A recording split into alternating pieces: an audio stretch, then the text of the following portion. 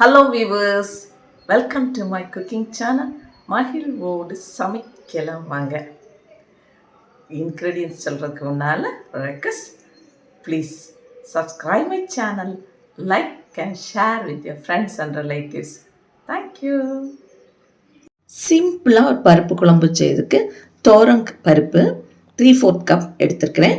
இதில் half onion cut பண்ணி வச்சுருக்கிறேன். இது சின்ன வெங்காயம் வந்தால் 5 to 6 நீங்கள் எடுத்துக்கோங்க. இது ஒரு டொமேட்டோ, அதுவும் சாப் பண்ணியிருக்கிறேன். ஒரு க்ரீன் சில்லி, அப்புறம் ஃபியூ கார்லிக் எடுத்துருக்கிறேன்.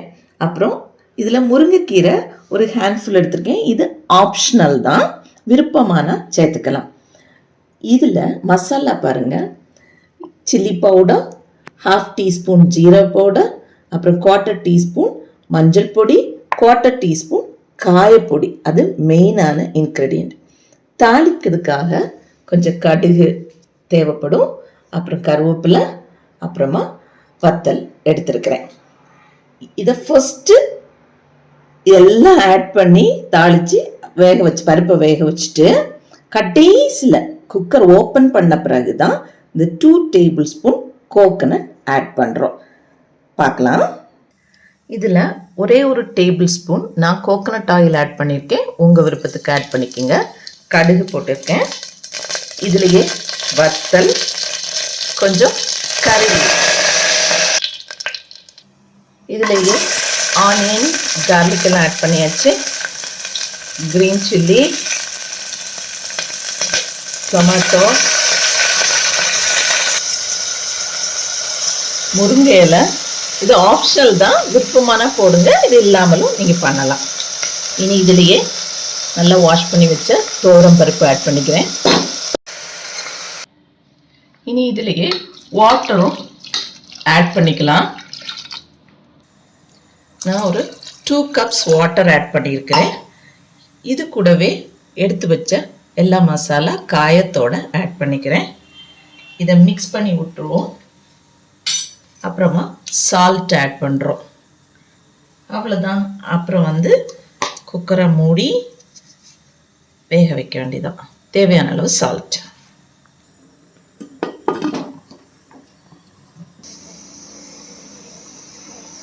ஸ்டீம் நல்லா வந்துடுச்சு. இப்போ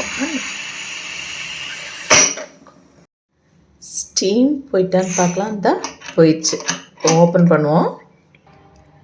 ஓப்பன் பண்ணி பார்த்தா தான் இப்படி இருக்குது. பருப்பெல்லாம் நல்லா வெந்திருக்கு பாருங்கள். ஸோ நான் 3 to 4 விசில் நீங்கள் வைங்க. நான் 4 விசில்ஸ் விட்டுட்டேன். இந்த இதில் இப்போது ஸ்டவ்வை நம்ம ஆன் பண்ணுறோம். ஸோ ஃப்ளேமை வச்சுட்டு எடுத்து வச்ச அந்த தேங்காய் அரைக்கலாம் இல்லை, அப்படியே தான் போடுறேன். ஒரு 2 டேபிள் ஸ்பூன் தேங்காவை அதில் ஆட் பண்ணிக்கலாம். இது கூடவே நமக்கு ஒரு கொதிக்கட்டும். அப்புறம் கடைசியில் கொஞ்சம் கோரியாண்டர் லீவ்ஸ். அவ்வளோதான். ரொம்ப சிம்பிளாக. இதில் நெய் விட்டு சாப்பிட்டா நல்ல டேஸ்ட்டாக இருக்கும். ஒரு 2 மினிட்ஸ் கொதிக்கட்டும். இப்போ உங்களுக்கு தண்ணி தேவைன்னா கூட நீங்கள் கொஞ்சம் கூட தண்ணி ஆட் பண்ணிக்கலாம். டேஸ்ட் எல்லாம் இதிலே நீங்கள் பார்த்துக்கலாம். கடைசியில் நான் கொஞ்சமாக ஒரு 2 பிஞ்ச் ஆஃப் காயம் ஆட் பண்ணியிருக்கிறேன். நல்லா கொதிக்குது. இந்த டைமில் கொஞ்சமாக கோரியாண்டர் லீவ்ஸும் போட்டு அப்படியே ஸ்டவ்வை ஆஃப் பண்ணிட வேண்டியதான். வெரி சிம்பிள் அண்ட் டேஸ்டி பருப்பு கறி இஸ் ரெடி. இதை நெய் விட்டு சாப்பிடுங்க. மகிழ்வோடு சமைக்கலாம் வாங்க. சேனலை பாருங்க, சமைங்க, ருசிங்க, மகிழுங்க. அதோடு கூட please subscribe my channel, like and share with your friends and relatives. Thank you.